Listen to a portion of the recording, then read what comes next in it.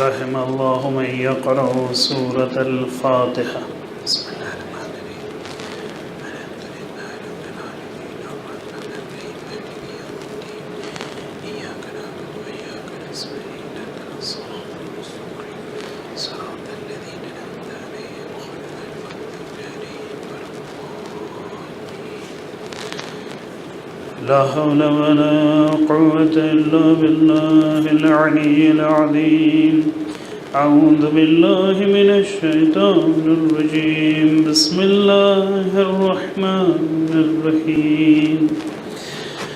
الحمد لله الذي لا يبلغ مدحته القائلون ولا يحصي نعماه العادون ولا يؤدي حقه المجتهدون الذي لا يدركه بعد الهمم ولا يناله غوص الفطن الذي ليس لصفته حد محدود ولا نعت موجود ولا وقت معدود ولا أجل ممدود.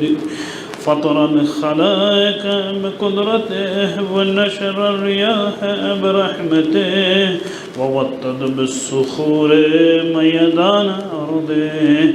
ثم الصلاة والسلام والتحية والإكرام على أشرف الأنبياء والمرسلين مولانا وسيدنا حبيب قلوبنا وطبيب نفوسنا وشفيع ذنوبنا أبي القاسم المصطفى محمد. اللهم صل على محمد وآله الطيبين الطاهرين المعصومين المظلومين ولا سيما بقية الله في الأرضين أرواحنا وأرواح العالمين لترام مقدمه الفداء. أما بعد فقد قال أمير المؤمنين علي بن أبي طالب عليه الصلاة والسلام: ألا إن لكل مأموم إماما يقتدي به ويستضيء بنور علمه.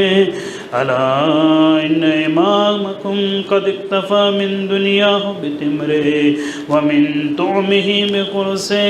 ألا إنكم لا تقدرون على ذلك ولكن أعينوني بورع واجتهاد وعفة وسداد. درود پر محمد وآل محمد. اللهم صل على محمد وآل محمد.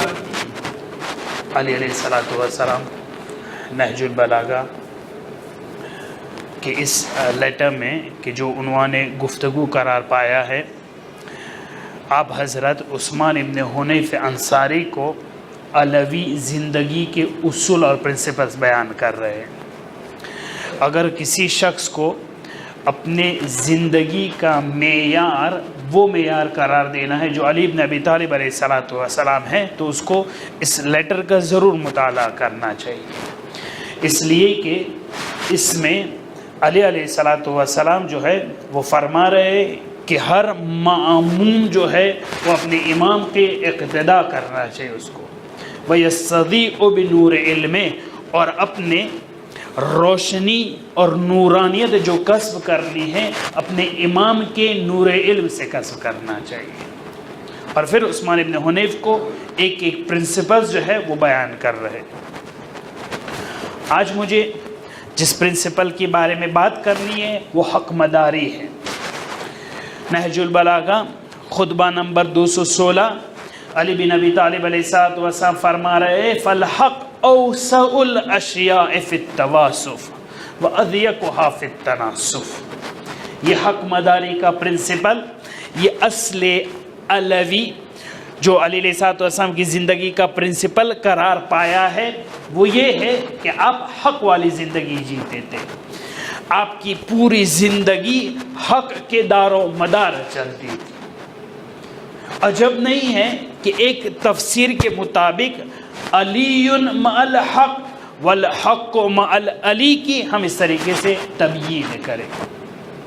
علی علیہ الصلوۃ والسلام نہج البلاغہ میں فرما رہے فالحق اوسع الاشیاء فی التواصف. حق کا مقولہ وہ مقولہ ہے، حق کی ماہیت ایسی ہے اوسع الاشیاء فی التواصف. جب اوصاف بیان کرنے کی بات آئے، جب تواصف کی بات آئے، جب تبیین کا مرحلہ آئے تو سب سے زیادہ جس کے اوپر مجلس پڑھی جاتی ہے وہ حق ہے. اس کے بارے میں بہت کچھ ہر کوئی پڑھ سکتا ہے. اتنے سارے یونائٹڈ نیشن میں آپ دیکھ رہے ہیومن رائٹس کے بارے میں، ویسٹرن کنٹریز میں ہیومن رائٹس کے بارے میں، اینیمل رائٹس کے بارے میں، انسان کے رائٹس کے بارے میں، دشمنوں کے رائٹس کے بارے میں، کتنے سارے جو ہے حقوق اس دنیا میں مطرح ہوتے ہیں. علی علیہ الصلوۃ والسلام کے حق ایسا مقولہ ہے کہ جس کے بارے میں سب سے زیادہ گفتگو ہوتی بھی ہے اور کرنی بھی چاہیے اور ہو بھی سکتی ہے. حق ایسی چیز ہے کہ اس کے بارے میں لمبی لمبی باتیں کر سکتے ہیں. وَأَذْيَقُهَا فِي التَّنَاسُفِ. مگر جب عمل کا مرحلہ آئے تو حق اس مقولے کا نام ہے کہ دنیا میں اگر کوئی چیز ہو کہ جس کے اوپر کم ترین عمل ہوتا ہو تو وہ حق ہے. بولنے میں سب سے زیادہ بول سکتے ہیں اور عمل میں سب سے سخت چیز ہے. فالحق اوسع الاشیاء فی التواصف. جب تبیین کا مرحلہ ہے بہت کچھ بول سکتے ہیں، مگر جب عمل کا مرحلہ آئے، تناسف کا مرحلہ آئے تو کم ترین چیز کے جس کے اوپر ہم بول سکتے ہیں وہ حق ہے، جو ہم کر سکتے ہیں وہ حق ہے. تو علی علیہ الصلوۃ والسلام کی زندگی جو حق کے دار و مدار پر ہے وہ اس لیے ہے کیونکہ علی علیہ الصلوۃ والسلام اس مقولے کو جو تبیین کرنا چاہ رہے وہ مرحلے عمل میں بھی دکھانا چاہ رہے. میرے چھوٹے چھوٹے دوستوں کے لیے میں یہ عرض کرتا چلوں کہ عربی میں جب ہم حق کہتے تو حق دو ٹائپ کے ہوتے ہیں. ایک حق وہ ہے کہ جو باطل کے مقابلے میں ہم کہتے ہیں یہ حق ہے اور یہ باطل ہے. امام حسین علیہ السلام حق پر ہے، یزید کا لشکر جو وہ باطل ہے. ایک حق کا مطلب یہ ہوتا ہے جو میں ابھی ڈسکس نہیں کرنا چاہ رہا ہوں. ایک دوسرا مطلب حق ہوتا ہے کہ جس کو ہم انگلش میں رائٹس کہتے ہیں، ذمہ داری کہتے ہیں، جس کا پلورل حقوق ہوتا ہے. ہماری کوئی رسپانسبلٹیز بنتی ہیں، ہمارے کوئی رائٹس بنتے ہیں کہ جو ہمیں ادا کرنے. جو نہج البلاغہ 216 خطبے میں علیہ السلام جو بیان کر رہے وہ حق یہ دوسرا والا حق ہے جو باطل کے مقابلے میں نہیں بلکہ حق یعنی رائٹس کے جو ادا کرنا. تو مجھے آج علی علیہ الصلوۃ والسلام کی یہ حقوق والی زندگی جو ہے وہ تبیین کرنی تاکہ ہمارے لیے واضح ہو سکے کہ اصل عدالت، اصل دنیا گریزی، اصل حق مداری یہ جو اصول ہے اس کا مطلب کیا ہوتا ہے. علی علیہ الصلوۃ والسلام نے اپنی پوری زندگی میں حق کے دار و مدار بنائی. جب اللہ کے حق کو ادا کرنے کی بات آئے تو علی بن ابی طالب علیہ السلام سب سے آگے. ولید ابن عقبہ بن ابی معیط جب وہ شراب پیتا ہے خلیفہ کے زمانے میں، کوئی راضی نہیں ہوتا کہ اس کو حد جاری کی جائے. سب سے پہلے اللہ کا حق ادا کرنے والا، خلافت جور کے درمیان اگر کوئی شخص کھڑا ہے اللہ کا حق ادا کرنے والے تو وہ مولا امیر المؤمنین ہے. ولید ابن عقبہ کو کہ جو گورنر تھا، بڑی پوزیشن رکھتا تھا، اگر اس کے اوپر حق ادا کرنا ہے اور اللہ کی حد جاری کرنی ہے تو وہ علی علیہ السلام کریں گے. ایک شخص بیت اللہ کے ارد گرد طواف کر رہا تھا. طواف کرتے کرتے علی علیہ السلام کس طریقے سے حق ادا کرتے اللہ کا، تو یہ شخص طواف کرتا کرتا بیت اللہ میں ایک عورت تھی، وہ بھی طواف کر رہی تھی، اس کو دیکھتا جا رہا تھا اور اپنے ہاتھ کو اس عورت کے ہاتھ کے ساتھ ملا رہا تھا. بری نظر کر رہا تھا نامحرم کے ساتھ، اور نہ فقط بری نظر ملا رہا تھا بلکہ ٹچ بھی کر رہا تھا. جب علی علیہ السلام کو پتہ چلا اللہ کے حقوق کو ادا کرنا تھا، طواف کرتے کرتے جب علی علیہ السلام نے دیکھا کہ یہ جوان جو ہے وہ نامحرم کی طرف آنکھ ملا رہا ہے، اس کو ٹچ بھی کر رہا ہے۔ علی علیہ السلام نے اسی طواف میں، اسی بیت اللہ میں جو ہے ایک تماچا جو اس جوان کو مارا۔ جب اس جوان کو یہ تماچا لگا تو جلدی سے کمپلین کرنے کے لیے خلیفہ کے پاس پہنچ جاتا ہے، خلیفہ دوم کے دربار میں جاتا ہے اور کہتا ہے کہ علی نے جو ہے بیت اللہ میں جب طواف کر رہا تھا تب مجھے ایک چاٹا مارا، مجھے ایک تماچا مارا۔ خلیفہ دوم کو یہ کہنا پڑا کہ میں اس میں کیا کر سکتا ہوں، وَقَدْ رَأَتْكَ عَيْنُ اللَّهِ، اگر تم کو کسی نے دیکھا ہو تو اللہ کی آنکھ نے دیکھا ہے، وَقَدْ ضَرَبَتْكَ يَدُ اللَّهِ، اگر کسی نے مارا ہے تو اللہ کے ہاتھ نے مارا ہے، اس میں کیا کر سکتا ہوں۔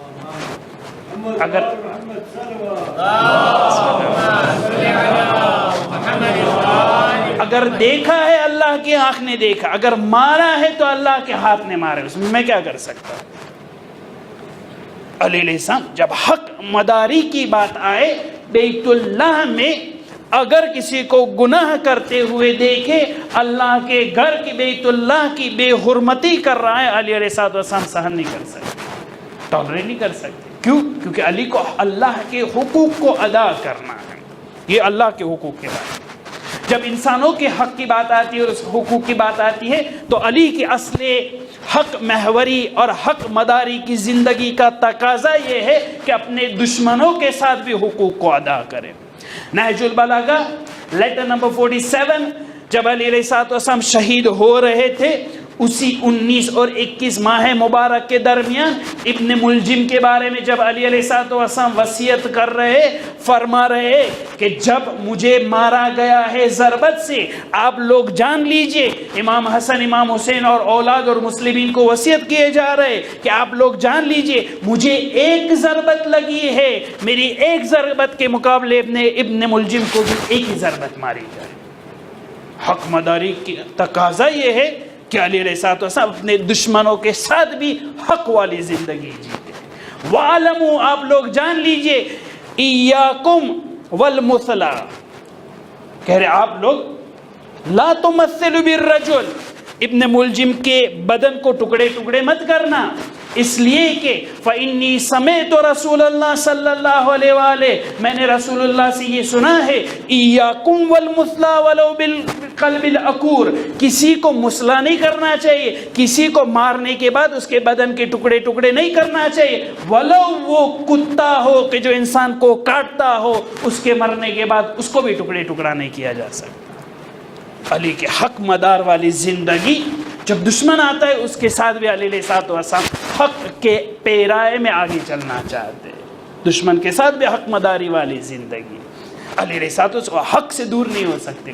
علی مع الحق والحق مع علی، اس کی ایک تفسیر یوں ہوگی کہ علی علیہ السلام کو آپ حق کے چہار چوب سے باہر نہیں دیکھ پائیں گے کبھی۔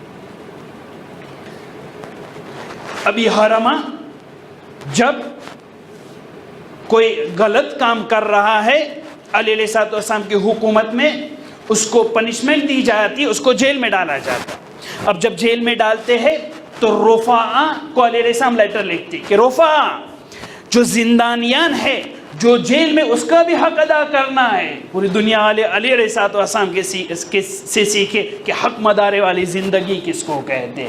مجرم ہے، اس کے بارے میں بھی حق مداری والی زندگی، کہہ رہے دیکھو یہ مجرم ہے مگر اس کو 7 دن سے زیادہ زندان میں مت رکھنا، اگر اس کو نماز جمعہ کے لیے جانا ہو تو پرمیشن دینا کہ وہ نماز جمعہ میں جائے، اگر کوئی شخص اس کے لیے کوئی کھانے والی چیز یا فروٹس لے کر آئے تو تم اجازت دینا کہ اس کے رشتہ دار آ جائے۔ علیہ السلام زندانیوں کے بھی حقوق کے بارے میں کہہ رہے ہیں۔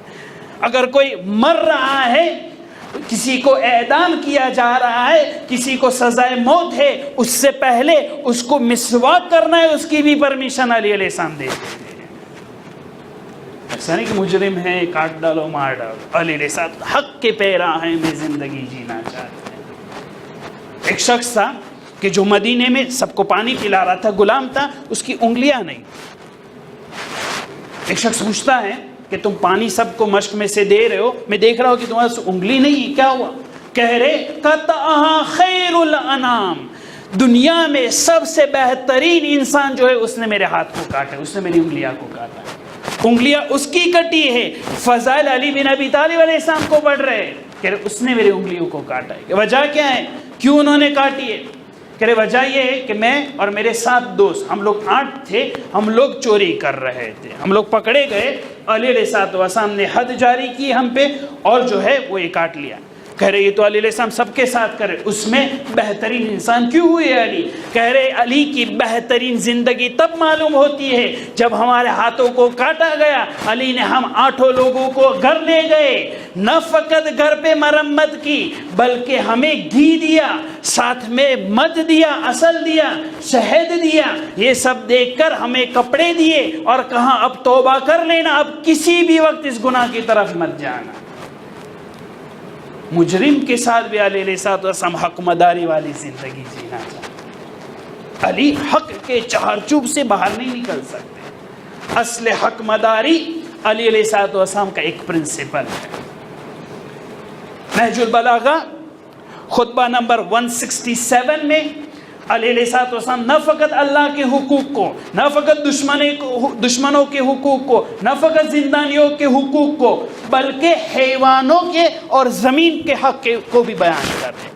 نہج البلاغہ خطبہ نمبر 167 علی علیہ السلام فرمائے اتقوا اللہ فی عبادہ و بلادہ فانکم مسئولون حتی عن البقاء والبہائم۔ قیامت کے دن آپ لوگوں کو سوال کیا جائے گا جانوروں کے حقوق کے بارے میں۔ علی علیہ السلام کی حق مداری والی زندگی حتی جانوروں پہ بھی جاتی، ان کو بھی ان کا حق ملنا چاہیے۔ تو یہ علی علیہ السلام کے ایک پرنسپل ہوا کہ ہمیں یہ پتہ چلتا ہے کہ علی علیہ السلام اپنی زندگی حق والی کس طریقے سے گزارنا چاہتے تھے، اور ہم لوگوں کے لیے درس عبرت بنے کہ کس طریقے سے ہم اپنی زندگی میں حقوق کو مد نظر رکھیں۔ جتنے دامن وقت میں گنجائش ہے میں حقوق کو بیان کرنا چاہ رہا ہوں۔ میری پریپریشن یہ ہے کہ میں 6 حقوق کو بیان کروں، پتہ نہیں ہے کہ میں پہنچ پاؤں گا یا نہیں۔ سب سے پہلا حق اگر ہمیں ادا کرنا ہے تو وہ اللہ تبارک و تعالیٰ کا، جو ہمیں الگ الگ حقوق آج بیان کرنا ہے علی علیہ السلام کی زندگی کے بارے میں۔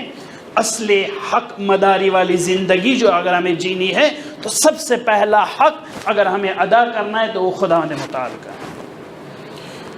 اب خدا تو نعوذ باللہ کسی چیز کا محتاج نہیں ہے کہ ہم اللہ کو دے کر اسے بہت خوش کر دے، نعوذ باللہ اس کی ذات میں نقص نہیں ہے کہ ہمارا وہ محتاج ہو، بلکہ ہمیں آگے بڑھانے کے لیے کچھ ہم سے مطالبہ کرتا ہے۔ بہترین چیز کہ جو انسان خدا کے حق کے لیے ادا کر سکتا ہے وہ عبودیت اور بندگی ہے۔ العبودیت جوہرۃ کنہھا الربوبیہ۔ بعضی لوگ کہتے ہیں مصباح الشریعہ امام صادق علیہ السلام سے، یہ ان کی حدیث ہے۔ بعضی لوگ نہیں مانتے کہ مصباح الشریعہ امام صادق علیہ السلام کی کتاب ہو۔ بہرحال اس کی پہلی حدیث جو ہے وہ یہ ہے العبودیت جوہرۃ، کہ عبودیت ایک بہت بڑا مقام ہے، بندگی جو ہے وہ ایک بہت بڑا مقام ہے کہ انسان کو اس تک پہنچنا چاہیے۔ عبد کی ڈیفینیشن میں آپ کے لیے آج واضح کرنا چاہتا ہوں، میرے ہم سن کم سن بھائیوں کے لیے۔ عبودیت اور عبد کسے کہتے ہیں؟ عبد کی ڈیفینیشن جب ہم پڑھیں تو ہمیں یہ ملتا ہے عبد وما فی یدہ لمولا۔ عبد اس شخص کو کہا جاتا ہے کہ جو دنیا میں کچھ بھی پوسیس نہ کرتا، جو دنیا میں اپنے لیے کچھ بھی نہ رکھتا ہو۔ العبد خود وہ شخص وما فی یدہ، اور جو چیز اس کے پاس ہے لمولا ہو، اس کی نہیں، اس کے مولا کی ہے۔ عبد کی ڈیفینیشن یہ ہے، بندے کی ڈیفینیشن یہ کہ بندہ ایسا ہو کہ خود یہ سمجھے۔ پرانے زمانے میں جب عبد کی اور عبودیت کی زندگی ہوا کرتی تھی، بہت سارے بندے ہوتے تھے۔ اس زمانے میں جب بازار سے کسی بردے کو، کسی غلام کو، کسی عبد کو خریدا جاتا تھا تو وہ جو کپڑا پہن کے آتا تھا وہ اس کا نہیں ہوا کرتا تھا، وہ اس کے مولا کا ہوتا۔ جو خریدتا ہے اس کی ہر چیز ہو جاتی ہے۔ اگر آپ نے بازار سے کوئی عبد خریدا، اس کے پاس جو کپڑا پہنا ہوا ہے وہ ہے، فرض کرے کوئی ایک دوسری چیز ہے، کوئی ایک ظرف ہے ساتھ میں، جو چیز اس کے پاس ہوگی جب کوئی انسان اس کو خریدتا ہے سب چیز اس کے مولا کی ہو جاتی ہے، کیونکہ عبد کی سچویشن، عبد کا سیناریو کچھ ایسا تھا کہ عبد کسی بھی چیز کا مالک نہیں ہوا کرتا، اس کا مولا پورا اختیار کرتا ہے، اس کا مولا ہر چیز جو اس کے پاس ہے عبد کے پاس اس کے اوپر اختیار رکھتا ہے۔ عبد کبھی بھی کسی چیز کا مالک نہیں ہوا کرتا تھا، یہ عبد کی ڈیفینیشن ہے، یہ کیریکٹرسٹک ہے کہ عبد کس کو کہتے ہیں؟ عبد عبودیت کا مرحلہ یہ ہوگا، وما فی العبد وما فی، خود عبد اور جو چیز اس کے ہاتھ میں وہ اس کے مولا کی، یہ عبودیت کا مرحلہ ہے، یہ بندگی کا مرحلہ ہے۔ جو خدا کا حق ہمیں ادا کرنا ہے پوری زندگی بھر، وہ یہ ہے کہ اس کی عبودیت ہم ثابت کر کے دکھائیں، وہ عبودیت تک پہنچ جائے، اس حد تک پہنچ جائے کہ خود کو کچھ نہ سمجھے، اس حد تک پہنچ جائے کہ اللہ کی راہ میں سب قربان کرنے کے لیے تیار ہو۔ حسین علیہ الصلوۃ والسلام کربلا کے میدان میں سب سے بڑے عبد تھے، اس لیے کہ آپ حضرت فرماتے ترکت الخلق ترا فی ہواک وَأَيْتَمْتُ الْعَيَالَ لِكَيْ أَرَاكَ لَإِنْ قَطَّعْتَنِي فِي حُبِّكَ إِرْبًا إِرْبًا لَمَا حَنَّ الْفُؤَادُ إِلَىٰ سِوَاكَ، اگر مجھے ٹکڑے ٹکڑے بھی کیا جائے میرا دل جو ہے میرے معبود کے خلاف نہیں جانے والا۔ بندگی ہے، امام حسین صاحب سب قربانی دینے کے لیے تیار ہے، اس لیے کہ بندگی کے مقام پر ہے، وہ عبودیت کے مقام پر ہے۔ اہل بیت علیہ السلام کی زندگی میں جب ہم دیکھتے کہ سب کچھ لٹانے کے لیے تیار ہے، کیونکہ وہ عبودیت کے بہترین مقام پر فائز ہے۔ حدیث قدسی عبدی اتینی اجعلک مثلی، میرے بندے میری اطاعت کر میں تمہیں میرے جیسا بنا دوں گا، میں کہتا ہوں کن فیکون، تو بھی اس مرحلے تک پہنچ سکتا ہے کہ تو کہے کن فیکون، وہ چیز ہونے والی۔ عبودیت کر کے بتاؤ، بندگی دکھاؤ۔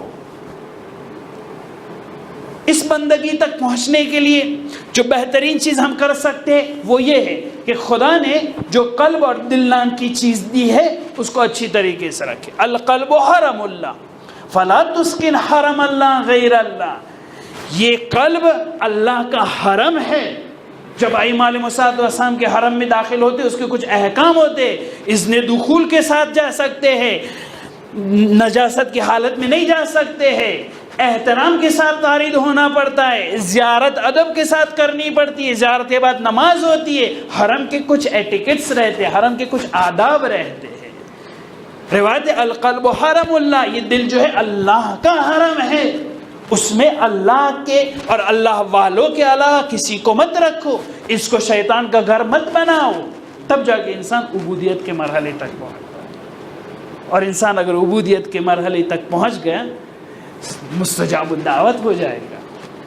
ایک شخص ہے مکے میں، ایک غلام تھا، آرڈینری عبد تھا، ایک شخص آتا ہے اس عبد کو خریدنے کے لیے، مالک کے پاس جاتا ہے، کہہ رہے تمہارے پاس اتنے سارے عبد ہیں، 25 عبد، مجھے ایک عبد چاہیے، کہہ رہے میں بہترین والا تمہیں دیتا ہوں، ہٹا کٹا چست اور چابک جو اچھا کام کر سکے، اس کو لے جاؤ 40 درہم میں۔ کہہ رہے مجھے یہ نہیں چاہیے، کہہ رہے یہ اچھا والا ہے، پچھتا ہوگے، نہیں مجھے یہ نہیں چاہیے۔ کون سا چاہیے؟ وہ جو کونے میں بیٹھا ہے اس کو۔ کہہ رہے یہ بہت ہی نازک بندہ ہے، اچھی طرح سے کھاتا بھی نہیں ہے، اس میں اتنی اسٹرینتھ نہیں ہے، اتنی محنت نہیں ہے، اچھا آدمی ہے، مگر وہ تمہارے گھر کے لیے ایک کام نہیں آنے والا۔ کہہ رہے مجھے وہی چاہیے۔ کہہ رہے میں کہہ رہا ہوں پچھتا ہوگے، نہیں مجھے وہی چاہیے۔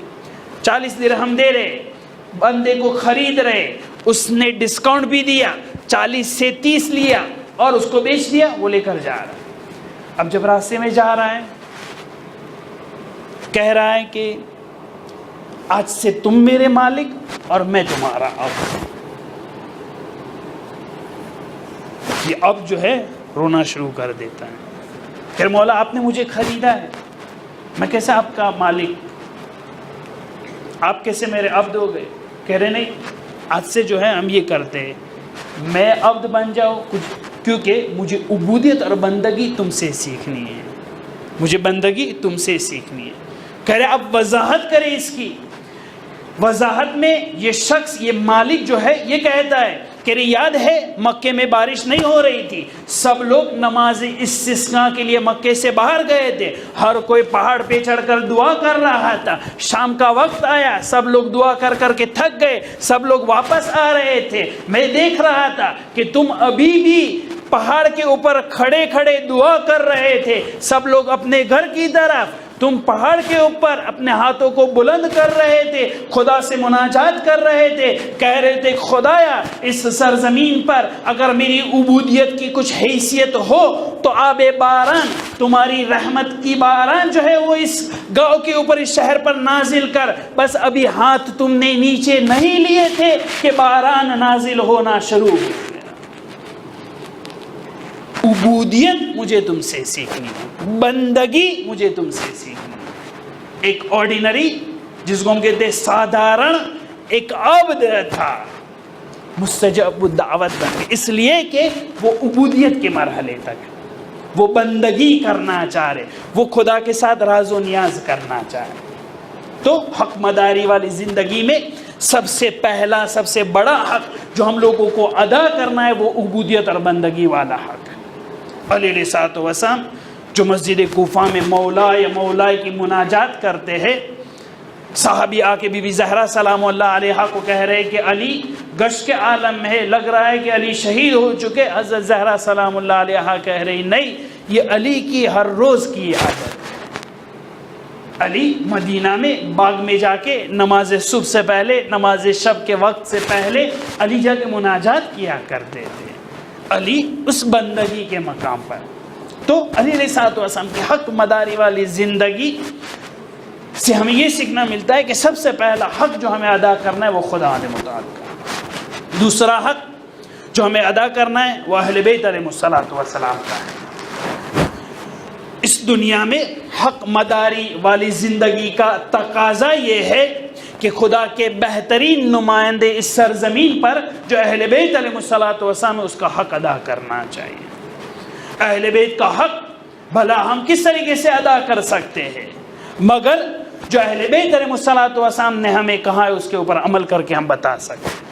اہل بیت علیہ السلام کا مفترض الطاعت ہونا، ان کی اطاعت ہم پر واجب ہونا، یہ عقیدہ رکھ کر ہم جو ہے ان کا حق ادا کر سکتے ہیں۔ عصمت، ولایت تکوینی، ان کی ولایت اور ان کی مودت اور محبت کو دل میں رکھ کر کہ جو اجر رسالت ہے، قُلْ لَا أَسْأَلُكُمْ عَلَيْهِ أَجْرًا إِلَّا الْمَوَدَّةَ فِي الْقُرْبَى، یہ کر کے ہم جو ہے وہ ایک چھوٹا سا ایک مقدار میں جو ہے اہل بیت علیہ السلام کے حق کے ادا کرنے کی کوشش کر سکتے ہیں۔ علی بن خالد زیدی شخص تھا، زیدی وہ ہے کہ جو 4 امام کو مانتے ہیں، باقی جو ہے ان کے زیدی امام ہوتے ہیں۔ امام سجاد علیہ السلام تک مانتے ہیں، آگے نہیں مانتے، زید بن علی کو مانتے ہیں، زیدی تھا یہ شخص۔ علی بن خالد کہہ رہا ہے کہ میں جب سامرہ میں وارد ہوا تو سامرہ میں نے دیکھا کہ ایک شخص جو ہے وہ نبوت کا دعویٰ کیا اور وہ جیل میں ہے، نبوت کا دعویٰ کر کے اسے جیل میں رکھا گیا۔ اب کسی شہر میں کوئی شخص نبوت کا دعویٰ کرے تو پھر دیکھنے کا موڈ ہوتا ہے نا کہ دیکھے کون ہے یہ، کون سا نبی ہے، کیسا ہے، دیکھے جا کے۔ اب دنیا میں نبوت کے دعوے کرنے والے بہت سارے تھے اور ہر زمان میں، ہر دورے میں جو ہے ایسے لوگ رہے ہیں کہ جو نبوت کا دعویٰ کیا کرتا تھا۔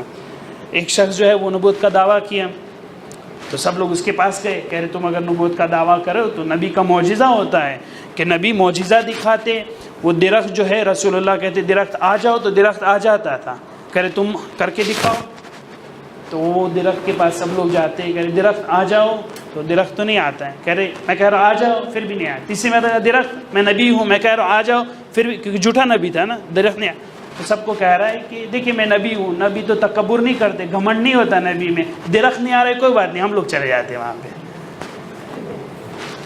تو نبی بننے والے بہت تھے دنیا میں۔ ایک ایسا اور نبی تھا جو معاویہ کے زمانے میں تھا، اس نے بھی نبوت کا دعویٰ کیا تھا، کہہ رہے میں نبی ہوں یہ سب، تو کہہ رہے معاویہ کہہ رہے کہ دکھاؤ تو صحیح یہ کون نبی ہے، آتا ہے اس کو دربار میں لے کر آتے، بہت ہی پتلا سا، دبلا سا، سلم، کہہ رہے کہ تو نبی، کہہ رہا میں نبی ہوں، تمہیں مجھ پر ایمان لانا چاہیے، کہہ رہے تو کیسا نبی ہے، اتنا سارا، اتنا ہلکا، کچھ کر تو ٹھیک طریقے سے کھڑا بھی نہیں رہا جا سکتا تم سے، تو کس طریقے سے نبی بن گئے؟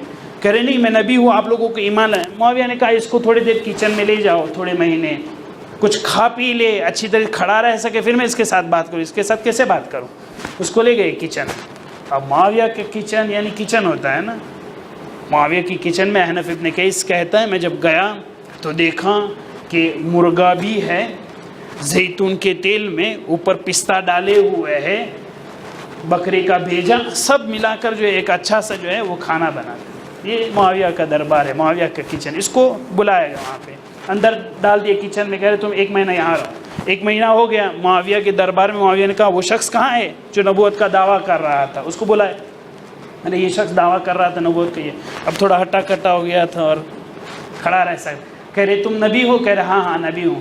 تو کہہ رہے کہ کیا ہے تمہیں؟ جبرائیل آ کے کچھ وحی کرتے یا نہیں؟ کہہ رہے ہاں ہاں کل رات ہی آئے تھے جبرائیل، وحی کی تھی. کہہ رہے کیا وحی کی؟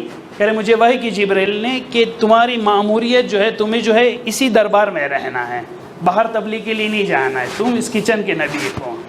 اس کو اچھا لگ گیا وہاں پہ، تو بالکل بس وہاں رہنے کے لیے تیار. تو ایسے لوگ پوری دنیا میں بہت سارے تھے کہ جو نبوت کے دعویٰ کرنے والے تھے. علی بن خالد زیدی ہے، وہ کہہ رہے کہ سامرہ میں ہر کوئی کہہ رہے کہ ایک نبی آیا ہوا ہے، میں دیکھنے کے لیے گیا. جیل میں جب گیا دیکھا کہ ایک شخص اس کے ساتھ بات کی، کہہ رہے تم نبی ہو؟ کہہ رہے استغفر اللہ معاذ اللہ میں نبی نہیں ہوں. تو کہہ رہے سب لوگ تو کہہ رہے کہ تم نبی ہو، دعویٰ کر رہے ہو. کہہ رہے جھوٹ بول رہے میں نبی نہیں ہوں. تو کہہ رہے داستان کیا ہے، قصہ کیا ہے، تمہیں کیوں جیل میں رکھا گیا؟ کہہ رہے قصہ یہ کہ میں حلب کا رہنے والا ہوں. ایک مرتبہ حلب میں مقام رأس الحسین میں، خداوند متعال ہم سب کو زیارت نصیب کرے، رأس الحسین کے مقام میں گیا. وہاں پہ میں گیا تو ایک گھوڑے سوار آتا ہے، کہتا ہے کہ تمہیں مسجد کوفہ کی زیارت کرنی ہے؟ کہہ رہا ہاں مجھے کرنی ہے. مجھے مسجد کوفہ لے گئے، میں نے آنکھ بند کی، دوسرا پیر میرے مسجد کوفہ میں، مسجد نبوی گیا، مکہ گیا، سب زیارت ہو چکی. میں رأس الحسین واپس. دوسرے سال ایسا ہی قصہ ریپیٹ ہوا. اب جب دوسرے سال ہوا مجھے اور یقین ہوا، میں نے سب لوگوں کو کہنا شروع کر دیا کہ یہ میرے امام جواد علیہ الصلوۃ والسلام ہے کہ جو مجھے یہ سب زیارت کرا رہے ہیں. سب جب کہنا تھا، اب دوسرے لوگ جو تھے بنی عباس والے، ان کو یہ سب باتیں ہضم نہیں ہوتی ہے. ائمہ علیہ السلام کے معجزے کہہ رہے کہ میرے اوپر تہمت ڈالی گئی کہ میں نبوت کا دعویٰ کر رہا ہوں. میں کب نبوت کا دعویٰ کر رہا ہوں؟ میں نے نبوت کا دعویٰ نہیں کیا ہے، میں نے فقط میرے مولا کا معجزہ پیش کیا ہے. مجھے جیل میں ڈال دیا اور بہت ساری تہمتیں بھی ڈال رہے. علی بن خالد کو کیوں نہیں یہ سب باتیں جو ہے صحیح لگی؟ علی بن خالد کے اس کے چہرے پر میں نور دیکھ رہا تھا، اس کے باتوں میں سچائی پا رہا تھا. میں گیا گورنر کے پاس، میں نے کہا کہ نہیں یہ شخص جھوٹا نہیں ہے، یہ شخص اپنے مولا کا معجزہ بیان کر رہا ہے.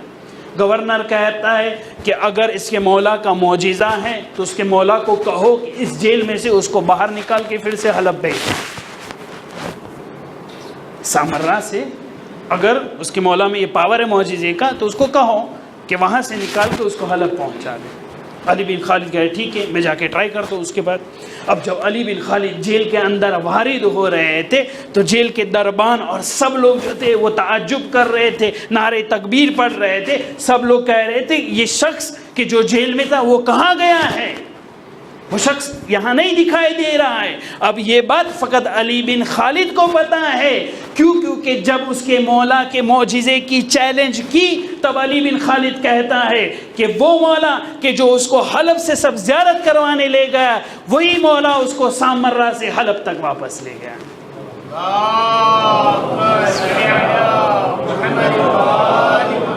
اہل بیت علیہ الصلوۃ والسلام کے حقوق، ان کی مودت، ان کی معرفت، ان کے معجزے کی یقین اور اعتقاد جو ہے وہ ان کا حق بنتا ہے. قل لا اسألکم علیہ اجرا، پیسے نہیں چاہیے ہم لوگوں سے، جو چاہیے وہ مودت ہے اہل بیت علیہ السلام.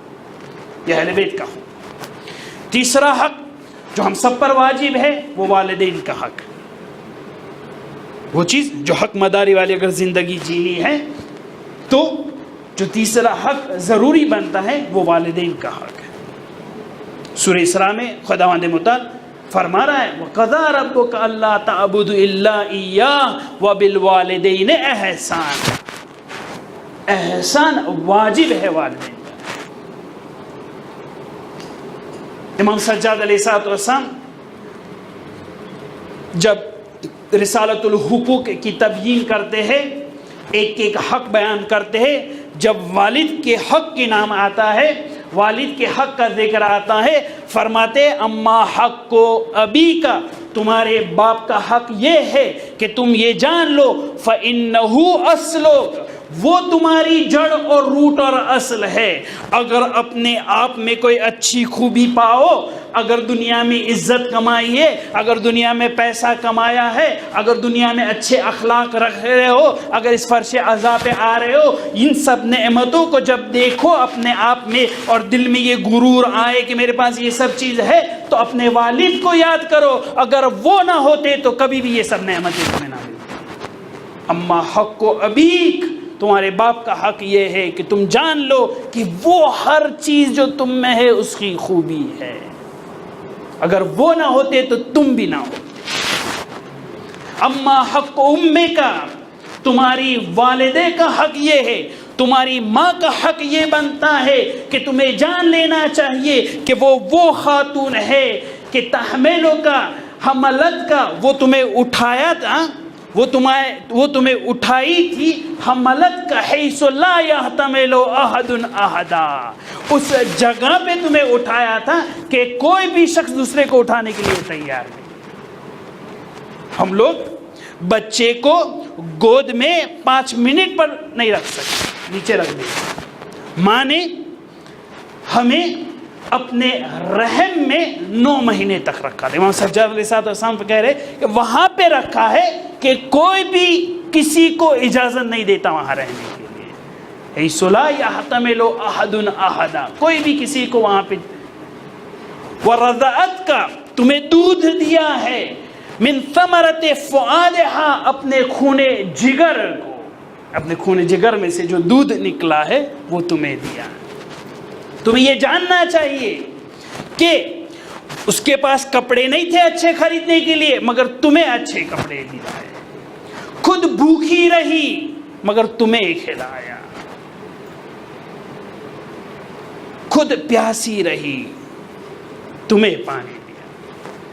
شاعر خوب کہتا ہے، مشکلیں سہ سہ کے درس وفا دیتی ہے، مشکلیں سہ سہ کے درس وفا دیتی ہے، شب کے سناٹے میں اٹھ اٹھ کے دعا دیتی ہے، مشکلیں سہ سہ کے درس وفا دیتی ہے، شب کے سناٹے میں اٹھ اٹھ کے دعا دیتی ہے، خون دل اپنا یہ ہنس ہنس کے پلا دیتی ہے، گوشت کے ٹکڑے کو یہ انسان بنا دیتی ہے۔ گوشت کے ٹکڑے تھے، مضغہ الگ، اگر آج انسان ہے تو وہ ماں کی وجہ سے ہے۔ اما حق امے کا، اپنی ماں کا حق، اپنی ماں کا حق تم جانو۔ یہ وہی ماں ہے کہ ایک زمانے میں کسی کی بیٹی رہا کرتی، یہ وہی ماں ہے کہ کبھی کسی کی بیوی بن کے رہتی ہے اور کبھی کسی کی ماں بن کے رہتی ہے۔ ذو وجوہ ہے، الگ الگ چہرے دکھائی دیتے ہیں، اور انفارچونیٹلی دنیا میں، پوری دنیا کی بات ہو رہی ہے، کسی کا حق جو کمتر ادا ہوتا ہے وہ عورتوں کا ہے۔ پوری دنیا میں کم ترین حق جو کسی کا ادا ہوتا ہے وہ عورتوں کا، وہ کہ جو بیٹی بن کر، وہ کہ جو بیوی بن کر، وہ کہ جو ماں بن کر خدمت کرتی ہے، کہ جو خدمت کا لفظ بھی صحیح نہیں ہے، سب کچھ اپنا لٹا دیتی، اپنی جوانی، اپنا روپ، اپنا رنگ، اپنا خون، اپنے خون جگر، سب کچھ لٹا دیتی ہے، مگر جب حق ادا کرنے کی بات آئے تو کمتر حق ادا کر سکتے ہیں۔ خاص کر کے میرے نوجوان بھائیوں کہ جو شادی کرتے ہیں، اپنا اچھا خاصا وقت اپنی اہلیہ، اپنی زوجہ کے ساتھ بتائیں۔ ایسا نہ ہو کہ حق ادا کرنے میں ہم غفلت کر لیں، ایسا نہ ہو کہ ہم لوگوں کو اپنے دوستوں کے ساتھ زیادہ مزہ آتا ہو مگر اپنے گھر میں رہنے کے لیے ہمیں تکلیف محسوس ہوتی ہو۔ آج معلوم مجھے گھر جا کے بعضی لوگوں کو تو پنشمنٹ ہونے والی ہے، مگر کوئی بات نہیں، حق یہ ہے، حق مداری، حق کا ٹاپک ہے، حق یہ ہے کہ ان کا حق جو ہے کم ترین چیز ادا ہوتی ہے۔ ذرا جو بڑے لوگ ہیں جن کے بچے وہ اچھی طریقے سے سمجھ سکتے ہیں، ہم لوگ آرام سے سو جاتے ہیں مگر ماں اٹھ اٹھ کے جو ہے وہ دودھ پلاتی، اٹھ اٹھ کے سلاتی۔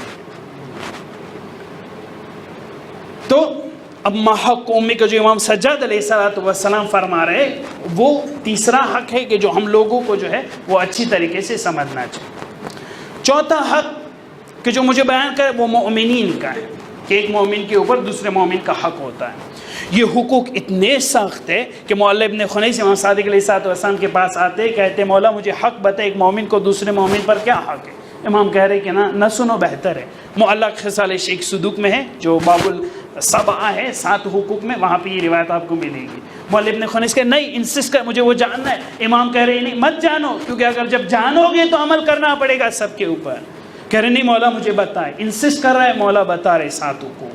میں 7 نہیں بیان کرنا چاہ رہا, پہلا فقط بیان کر دوں. کہہ رہے سب سے پہلا حق یہ ہے کہ خود کے لیے جو چیز پسند کرتے ہو اپنے مومن بھائی کے لیے پسند کرو. جو چیز خود کو اچھی نہیں لگتی وہ اپنے مومن بھائی کے لیے اچھی مت سمجھو. سب سے ایسر حق کی جو سب سے چھوٹا سا حق, امام کہہ رہے 7 حق ہے, سب سے چھوٹا سا حق یہ ہے کہ جو خود کو بری لگتی ہے اپنے مومن بھائی کے لیے بھی بری سمجھو. جو خود کے لیے اچھی لگتی ہے اپنے مومن بھائی کے لیے. جب زیارت کے لیے آتے ہیں, مٹھائی خریدنی ہوتی ہے, کوئی سوغات خریدنی ہوتی ہے, تو وہ دکان والا پوچھتا ہے کہہ رہے کہ یہ چیز مجھے خریدنی ہے, تو کہہ رہے کہ بری والی جو ہے وہ نارمل والی وہ دے دو. کہہ رہے کیوں؟ کہہ رہے یہ کسی کو دینی ہے اس لیے. خود کے لیے اچھی والی کسی کو دینا ہے تو کہہ رہے وہ سادھارن میڈیم جو ہے وہ چلے گی کیونکہ یہ میرے لیے نہیں. ایسر و حق کے چھوٹے سے چھوٹا حق. زیادہ مت خریدے, ایک چھوٹی سی چیز خریدے, جینیون خریدے, جو خود کو اچھی لگتی ہے وہ کسی اور کے لیے خریدے. حقوق مومن. دوسری ایک جگہ پہ 30 امام نے حق بیان کیے ایک مومن کے دوسرے مومن پر حقوق کیا بنتے. 5واں حق جو مجھے بیان کرنا ہے, اصل حق مداری زندگی علی بن ابی طالب علیہ السلام, وہ دوسرے ادیان اور مذاہب کا ہے. ہم لوگ تو مسلمان ٹھہرے, ایک دوسرے مومن پر حق بنتا ہے, مگر اس کے علاوہ دوسرے جو غیر مسلمان بھائی ہے اس کے اوپر بھی حق بنتا ہے. دین کی خوبی دے گی. جب مالک اشتر کو علی بن ابی طالب علیہ السلام بھیج رہے ہیں, لیٹر نمبر 53 میں کہہ رہے کہ مالک جا رہے ہو, یہ یاد رکھو تمہارے 2 ٹائپ کے لوگ ہوں گے مصر میں, ایک تمہارا دینی بھائی ہوگا, ایک تمہارا جیسا انسان ہوگا, اس کا بھی حق تمہیں ادا کرنا ہے. نہج البلاغہ جب لیٹر نمبر 27 میں علی علیہ السلام بیان کرتے ہیں سفیان ابن اوف غامدی کے بارے میں, علی علیہ السلام کچھ یوں بیان کر رہے ہیں. سفیان ابن اوف غامدی کے بارے میں مجھے ابھی کنفیوز ہوا 27 جو ہے وہ لیٹر ہے یا خطبہ ہے, ان دونوں میں سے کوئی ایک جگہ پہ نمبر 27 ہے. علی علیہ السلام سفیان ابن اوف غامدی کو لکھ رہے کہ سفیان میں نے سنا ہے کہ انبار نام کے شہر میں جو کوفہ کے نزدیک تھا وہاں پہ معاویہ والے لشکر حملہ کر رہے. اس حملے میں نے سنا ہے, مجھے رپورٹ ملی ہے کہ مسلمانوں پر ظلم ہوا ہے اور اہل کتاب پر ظلم ہوا ہے. علی کی حکومت میں علی کو پسند نہیں آتا کہ ایک غیر مسلمان پر ظلم ہو, علی ان کے ساتھ بھی حق والی زندگی جینا چاہتا ہے. علی کہہ رہے میں نے سنا کہ بعضی اہل کتاب کی عورتوں سے جو گہنے پہنے تھے وہ چھین کر لے جا رہے تھے. واللہ یمیت القلب یجلب الہم, علی کے دل کو جو ہے وہ ٹھیس پہنچ رہی. ایک یہودی عورت, ایک کرسچن عورت کے گہنے چھینے جاتے ہیں, علی کو درد ہوتا ہے, دل مر جاتا ہے اور غم و غصہ آتا ہے. علی علیہ السلام اپنی حکومت میں ایک غیر مسلمان پر ظلم بھی سہن نہیں کر سکتے. لیٹر نمبر 43 جب مسکلت ابن حبیر شیبانی کو علی علیہ السلام لکھتے ہیں, علی علیہ السلام مسکلہ کو کہ جو ان کے گورنر تھے اردشیر خرہ نام کی جگہ پہ جہاں مجوسی لوگ رہتے تھے, علی علیہ السلام کہتے مجھے یہ پتا چلا ہے کہ تم عرب ٹھہرے, وہاں پہ سب عجم ہے, تم اس مملکت میں عجم پر ظلم کر رہے ہو. علی کو اپنی حکومت میں پسند نہیں ایک مجوسی پر ظلم کیا جائے. علی کے حق مداری والی زندگی یعنی یہ کہ جو غیر مسلمان ہیں ان کے ساتھ بھی حق والی رفتار اور عدالت والی زندگی جیئے. آخری حق جو مجھے بیان کرنا ہے وہ حیوانوں کا ہے. جیسے کہ میں نے اول کلام میں, اول مجلس میں نے بیان کیا تھا کہ علی علیہ السلام فرما رہے کہ آپ لوگوں کو فَإِنَّكُمْ مَسْئُولُونَ حَتَّى عَنِ الْبِقَاءِ وَالْبَهَائِمِ, خطبہ 167 میں علیہ السلام کو کہہ رہے خدا قیامت کے دن آپ کو جانوروں کے بارے میں سوال کرے گا. کہے گا کہ جانوروں پر ظلم کیا یا حق والی زندگی جیے؟ علی علیہ السلام نہج البلاغہ لیٹر نمبر 25، جب علی علیہ السلام کا گورنر زکوٰۃ لینے جاتا ہے تب علی علیہ السلام بیان کر رہے ہیں کہ دیکھو جب زکوٰۃ کے اونٹ اور چوپائے کو جب لے کر آ رہے ہو ایسا نہ بنے کہ ایسے راستے سے لے کر آؤ کہ جو شارٹ کٹ ہو، ایسے راستے سے مت لایا کرو اس امید میں کہ جلدی سے کوفہ پہنچ جاؤ، ایسے راستے سے لے کر آؤ کہ جہاں پہ گھاس ہو، ایسے راستے پر لے کر آؤ جہاں پانی ہو، گرچہ تمہیں کوفہ دیر ہو آنے میں، شارٹ کٹ نہیں چاہیے، ایسے راستے سے کہ جہاں علف نہ ہو، گھاس نہ ہو، پانی نہ ہو، وہاں سے مت آؤ، لانگ روٹ لو مگر وہاں پہ پانی ہونا چاہیے۔ ایک اونٹ پر بیٹھ کے مت آیا کرو، اونٹوں کو بدلاتے رہو، اللہ اکبر۔ ایک اونٹنی سے سب دودھ مت دو، اونٹنی کو بدلاتے رہو، اور تھوڑا دودھ جو ہے ان کے بچوں کے لیے رکھو۔ حق مداری زندگی علی بن ابی طالب علیہ السلام کی ہے۔ اسلام میں جب دودھ دوتے ہیں تو کہا جاتا ہے کہ بڑے بڑے ناخن سے دودھ دونا جو ہے مکروہ ہے، کراہیت رکھتا ہے۔ آپ کا تو دودھ نکل جائے گا وہاں سے، مگر آپ کے ناخن جو ہے اس کو ہرٹ ہوگی، اس حیوان کو ان کے پستان سے جب دودھ نکالے اس کو جو ہے وہ ضرر ہو۔ بہت ہم اپنے فارم میں جب گائے لے کر آ رہے ہیں تو ہمیں اچھا لگتا ہے کہ اس کی ڈوک میں جو ہے وہ بیل باندھے، دیکھا ہے نا، بزرگوں نے دیکھا ہوگا بیل باندھتے ہیں۔ بیل باندھنا کسی حیوان کی گردن میں کراہت رکھتا ہے، اس لیے کہ جب تک آواز آتی رہتی ہے اس کے کان میں تکلیف ہوتی ہے۔ حق مداری والی زندگی انسان کا حقوق نہیں، حیوانوں کا بھی حقوق ہوتا ہے۔ رسول اللہ صلی اللہ علیہ وآلہ مدینے میں جب جا رہے تھے دیکھا کہ ایک اونٹ کھڑا ہے، اونٹوں کے اوپر جو ہے وہ سامان لدا ہوا ہے، سورج کی گرمی، اونٹ کھڑا ہو اس کے اوپر سامان۔ جب رسول اللہ صلی اللہ علیہ وآلہ نے دیکھا، کہا یہ کس کا اونٹ؟ صحابی سب ڈھونڈنے لگے کس کا ہے، پتہ نہیں چلا۔ ایک خیمے میں گئے، ایک شخص باہر نکلا، یہ میرا اونٹ ہے۔ رسول اللہ کہہ رہے ہیں کہ اونٹوں کی 3 پوزیشن ہوتی ہے، اگر اونٹ بیٹھا ہوا ہو اس کے اوپر سامان ہو تو اس کو کم جو ہے مشقت ہوتی ہے، اگر اونٹ چل رہا ہو اس کے اوپر سامان ہو اس کو کم مشقت ہوتی ہے، مگر اونٹ جب کھڑا ہو، بیٹھا نہ ہو، چل بھی نہ رہا ہو، کھڑا ہو اور اس کے اوپر سامان ہو، اوپر سے گرمی ہو، تو آپ لوگوں کو جاننا چاہیے کہ اونٹ کو یہ اذیت ہوتی ہے، مشقت ہوتی ہے۔ آپ لوگوں کو بھی اسی کاموں کی وجہ سے قیامت کے دن اپنے گناہوں کے بوجھ کے ساتھ ایسے اٹھایا جائے گا، ایسے کھڑا رکھا جائے گا۔ ایک حیوان کے اوپر ظلم کرنے کے، دخلت امرأۃ فی ہرۃ حبستھا، ایک بلی کو باندھنے کا عذاب قیامت میں بہت ہی سخت ہے۔ اپنے گھر میں ایک بلی کو باندھ کے رکھے، اسلام میں بہت ہی بڑا عذاب ہے۔ دخلت امرأۃ فی ہرۃ حبستھا، جہنم کے جانے کے لیے اتنا ہی کافی۔ دخلت امرأۃ، ایک عورت جہنم میں داخل ہو رہی ہے اس وجہ سے کہ بلی کو باندھ کے گھر میں رکھا تھا۔ دخلت امرأۃ فی ہرۃ حبستھا۔ اسلام کی حق مداری والی زندگی فقط انسانوں کے لیے نہیں ہے، جانوروں کے لیے بھی ہے۔ اسی لیے علی علیہ السلام فرمائے اتقوا اللہ فی عبادہ و بلادہ فإنکم مسئولون حتی عن البقاء والبقاء۔ ہم کبھی کبھی سوچتے ہیں کہ جانور نجس ہے، کتا نجس ہے، سور نجس ہے۔ نجس ہے اپنی جگہ پہ، مگر اس کے حق بھی ادا ہونے چاہیے۔ اگر آپ جا رہے ہیں کسی سفر میں اور آپ کے پاس ایک جانور ہو، آپ کے جانور کو پیاس لگی ہو، آپ کے پاس پانی اتنا ہی ہو، یا آپ وضو کر سکتے یا جانور کو پلا سکتے، آپ کے اوپر واجب ہے کہ آپ تیمم کریں اور اس جانور کو پانی پلا دیں۔ جانور کی جان بچانا واجب ہے۔ اللہ اپنے حقوق میں نیگوشیٹ کر سکتا ہے، تیمم کر لو کوئی بات، مگر اس کی جان بچاؤ۔ ہم کہتے کتا نجس العین ہے، پتہ ہے سب کو، احکام میں یہ لکھا ہے جواہر الاحکام میں کہ اگر کسی کے پاس 2 جانور ہو، ایک کتا ہو اور ایک بکری ہو، اور ایک گلاس دودھ کا ہو، آپ ایک گلاس دودھ یا بکری کو دے سکتے یا کتے کو دے سکتے، دونوں بہت زیادہ پیاسے ہیں، دونوں کو بہت بھوک لگی ہے، اب آدھا نہیں کر سکتے، کیونکہ آدھا کرے فرض یہ ہے کہ تو دونوں ہلاک ہو جائے گی، بچانا ہے تو کسی ایک کو دینا پڑے گا، تو ہم کس کو دیں گے؟ ہم لوگ یہ سوچتے ہیں بکری کو دے دے کیونکہ وہ حلال گوشت ہے، کتا تو نجس ہے اس کو نہیں دینا چاہیے.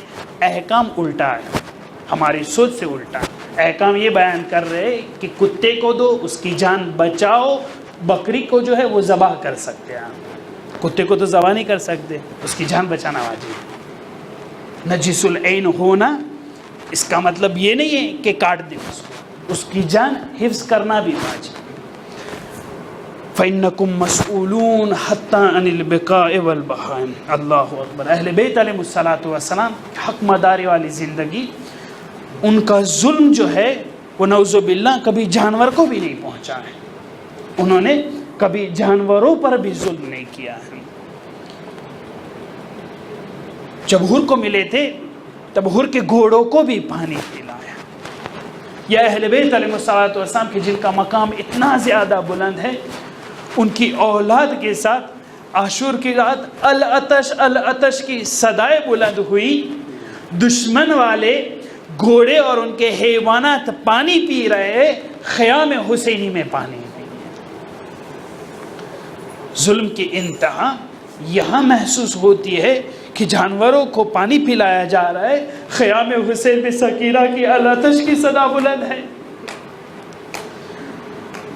اون محمد جنازے کو آج اٹھانا ہے، جناب زینب سلام اللہ علیہ کو پرسہ دینا ہے. آج فقط مصائب اون محمد کے نہیں ہیں، آج اون محمد اور جناب زینب کے مصائب ہیں. اون محمد جناب عبداللہ کے فرزند ہیں. عبداللہ جعفر طیار کے فرزند ہیں. یہ جعفر وہی ہے کہ جو ایتھوپیا میں ہجرت کرتے ہیں رسول اللہ صلی اللہ علیہ کے زمانے میں، اور ان کی شہادت کی وجہ سے ہم ذرا دیکھیں کہ ان کے دادا کتنے شجاع تھے. اللہ نے ان کو 2 پر جو ہے وہ جنت میں عطا کی، اس لیے ہم ان کو جعفر طیار کہتے ہیں. اپنے دادا کی فضیلت اتنی زیادہ ہے، عجب نہیں کہ اونو محمد میں اگر شجاعت ہو تو وہ جعفر طیار سے ملی ہو. جعفر کے بیٹے عبداللہ رسول اللہ کے باڈی گارڈ ہوا کرتے تھے. جناب عبداللہ کی قبر بقی میں، خدا تعالی ہم سب کو بقی کی زیارت نصیب فرمائے. جب ہم جائیں جناب عبداللہ ابن جعفر کو ضرور یاد کریں، اونو محمد کے والد کو ضرور ہم یاد کریں. تینوں جنگ میں شریک تھے، جنگ جمل، صفین اور نہروان. علی کے ہمرکاب، علی کے ساتھ. آخر میں بڑھاپا نے ساتھ نہیں دیا، بیماری اور کمزوری اور نابینا ہونے نے ساتھ نہیں دیا، اس لیے عبداللہ نہیں آ سکے. مگر امام حسین علیہ السلام کو بھرپور سپورٹ کرنے والے عبداللہ. حسین جا رہے ہیں کربلا کے میدان میں، اونو محمد کی ضرورت پڑے آپ پر قربان ہو. عبداللہ ابن جعفر اپنی پورا ساتھ جو ہے امام حسین علیہ السلام کو بیان کر رہے ہیں. یہ خانوادہ عبداللہ ابن جعفر، جناب زینب سلام اللہ علیہ اتنے مظلوم تھے کہ جناب زینب سلام اللہ علیہ نے نہ فقط کربلا کے مصائب دیکھے، زینب سلام اللہ علیہ پہلے سے مصائب دیکھتے ہوئے آ رہی ہے. زینب سلام اللہ علیہ کو ہم ام المصائب کیوں کہتے ہیں؟ ایک تفسیر میں آپ کی خدمت میں آج واضح کرنا چاہتا ہوں کہ زینب سلام اللہ علیہ کو ام المصائب ہم کیوں کہتے ہیں. زینب کو ام المصائب اس لیے کہا جاتا ہے کیونکہ زینب نے بچپنے سے ہی مصیبت دیکھی ہے. ایک زمانے میں رسول اللہ کی وفات دیکھی ہے، ایک زمانے میں ماں کے سبت علیہ مصائب کے نوحے سنے ہیں، ایک زمانے میں ماں کو جب غسل دیا گیا یہ دیکھا ہے، ایک زمانے میں حسن مجتبی کو شہید ہوتے ہوئے دیکھا، ایک زمانے میں علی مرتضیٰ کو کوفے میں دیکھا. ہائے زینب کے مصائب کی انتہا کربلا کے میدان میں حسین کو بھی شہید ہوتے ہوئے دیکھا. نہیں واضح نہیں ہو پایا کہ زینب کو ام المصائب اس لیے کیوں کہتے ہیں. زینب زینب کو ام المصائب اس لیے کہتے ہیں کیونکہ زینب نے کسی بھی جنازے کو اٹھتے ہوئے نہیں دیکھا ہے. جب نانا رسول شہید ہوئے رات کی تاریکی میں ان کو دفن کیا گیا. جب ماں فاطمہ الزہرا شہید ہوئی رات کے سناٹے میں دفن کیا گیا. اسلام میں جب علی مرتضیٰ کو شہید کیا گیا علی کو بھی رات کے سناٹے میں دفن کیا گیا. اسلام میں زینب نے کبھی بھی کوئی جنازہ شان و شوکت سے نہیں دیکھا. ہائے ایک جنازہ مدینے میں اٹھا حسن مجتبیٰ کا جنازہ. زینب کے دل کو کوئی پوچھے زینب کہتی ہے کہ کاش یہ جنازہ بھی نہ اٹھتا. حسن مجتبیٰ کا جنازہ مدینے میں تیر کے برسات حسن مجتبیٰ کے جنازے پر. جناب زینب کے دل کو کوئی پوچھے ایک لاشا دیکھا اٹھتے ہوئے اس کو بھی تیروں کی برسات کے نیچے. زینب نے جنازہ تو ضرور دیکھ لیا مگر کٹا ہوا سر نہیں دیکھا تھا. عاشور کے دن زینب نے یہ بھی دیکھ لیا نوکے نیزہ پر علاقت قتل الحسین میں کربلا. زینب کے مصائب کی انتہا یہاں تک نہیں ہے. زینب کے مصائب مدینے تک ہے. جب شب عاشور تھی زینب اپنے خیموں میں اول و محمد کو آبادے کر رہی ہے. کہہ رہی بیٹے جب عاشور کا دن ہو سب لوگ قربانی دے رہے میرے بھائی پر تم دونوں بھی قربانی دے دینا. محمد جاتے عاشور کے دن جب مقتل کی طرف روانہ محمد سب سے پہلے شہید ہوتے. اچانک اون چلے جاتے اون بھی شہادت کے لیے تیار. میدان میں آ کے رجز پڑھتے اپنے دادا جعفر طیار کو یاد کرتے اپنے بابا عبداللہ کو یاد کرتے. یاد کر کے حملہ کرتے. اچانک امام حسین کو پتا چلا کہ اور محمد کی صدا نہیں آ رہی ہے اور محمد پر گھوڑے پر نہیں دکھائی دیتے. حسین میدان کی طرف اور محمد کو لے کر زمین پر گھسٹتے مقتل کی طرف. ہائے رے بہنوں سے ہمارے کلچر میں یہ ہوا کرتا ہے ہم لوگ بہنوں سے کچھ مانگتے نہیں ہے. جب کوئی موقع ہو تو بہنوں کو دیا جاتا ہے. حسین کا عالم یہ ہے کہ بہن سے کچھ مانگا تو اور محمد مانگے. اب جب لا رہے زینب کی وفاداری کا تقاضا یہ ہے. زینب خیمے سے باہر نہیں نکلی. عباس جب شہید ہوئے زینب ساتھ دینے والی تھی. علی اکبر جب شہید ہوئے زینب نے ساتھ دیا. حسین اور محمد کو لے کر آ رہے زینب ساتھ دینے کے لیے تیار نہیں. بھائی جان کو شرمانا نہ پڑے. اور محمد مقتل سے خیام کی طرف زینب ہمت کرتی ہے. زینب کی مصائب کی انتہا یہ ہے زینب کو عاشورہ کے دن کربلا میں اور محمد پر ماتم نہیں کرنا ہے. کوفہ اور شام میں ماتم نہیں کرنا ہے. اب جب زینب مدینہ پہنچی عبداللہ پہچاننے سے انکار کر رہے. میں زینب تم کو اس طریقے سے نہیں بھیجا تھا. اگر بتاؤ عبداللہ پوچھنے جا رہے اور محمد کے بارے میں بتاؤ.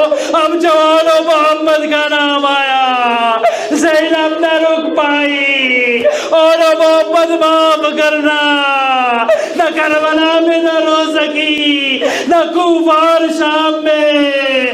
عبداللہ اور محمد حسین پر قربان. بات میں حسین